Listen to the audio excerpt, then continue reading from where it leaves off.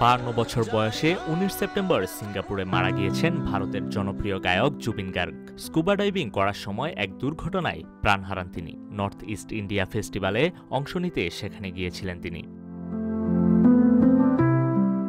দীর্ঘ কেরিয়ারে জুবিন অসংখ্য স্মরণীয় গান উপহার দিয়েছেন। গ্যাংস্টার সিনেমার ইয়া আলি তো বটেই, তার কণ্ঠে ক্রিস 3 সিনেমার দিল তু হি বাতা সহ বহু গান পেয়েছে শ্রোতাপ্রিয়তা, যেগুলো প্রকাশের সাথে সাথেই চার্টবাস্টার হয়ে উঠেছিল এবং ভারতব্যাপী মানুষের মুখে মুখে ঘুরে ফিরেছে সর্বদা সেসব গান।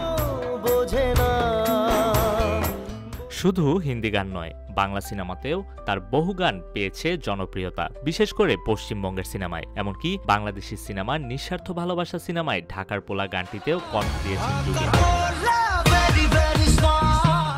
বিচ্ছেদের ব্যথা ভরা গানের কথা এমন এক আত্মার সন্ধান বর্ণনা করে, যে সংযোগ খুঁজছে এমন এক জগতের মধ্যে যা কুয়াশার মতো উধাও হয়ে যায়। এই গানটি 2001 সালে মুক্তিপ্রাপ্ত দাগ চলচ্চিত্রের একটি গান। এই চলচ্চিত্রে অভিনয় করেছিলেন জুবিনের ছোট বোন জুঙ্কি, যিনি 2003 সালে এক সড়ক দুর্ঘটনায় প্রাণ হারান। ছোট বোনের মর্মান্তিক মৃত্যু কখনোই মেনে নিতে পারেননি জুবিন।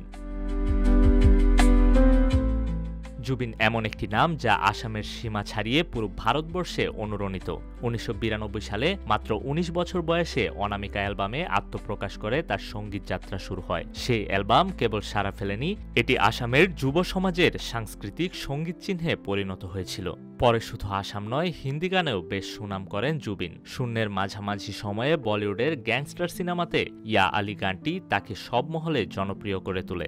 এরপর পশ্চিমবঙ্গের বাংলা সিনেমার গানেও তুমুল জনপ্রিয়তা পায় জুবিন। এমনকি 2013 সালে অনন্ত জলিলের নিঃস্বার্থ ভালোবাসা সিনেমাতেও ঢাকার পোলা শিরোনামের গানে কণ্ঠ দেন জুবিন।